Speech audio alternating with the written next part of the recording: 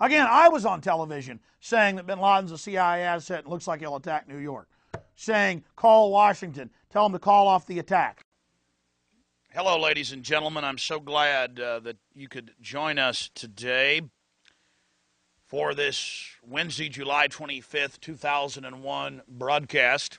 Tyranny is enveloping the globe, and the United States is a shining jewel the globalists want to bring down, and they will use terrorism as the pretext to get it done. So that's coming up in the second half of the show. Very important information. I'm going to put the call out that you call the White House and tell them, look, we've seen the news stories that you've wanted to blow things up, that you have blown things up, and that you're saying that 4 million of us are going to die and we need martial law and the Associated Press at one of your little drills you had, and that we're aware of who the terrorists are if you pull this. This can stop this Hitlerian Reichstag event.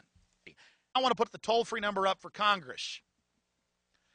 And I won't want you to believe AlexJones. I want you to go get these news stories off my website. I want you to call these major newspapers.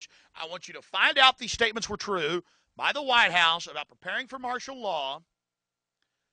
And I want you to let them know that if there is any terrorism, we know who to blame.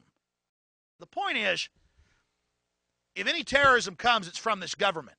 And if there was an outside threat like a bin Laden, who was a known CIA asset in the 80s, running the Mujahideen war, and whose family builds all the military bases over in Saudi Arabia right now, and sits on the board of Iridium Satellite, he's the boogeyman they need in this Orwellian phony system. I want the White House numbers up there now.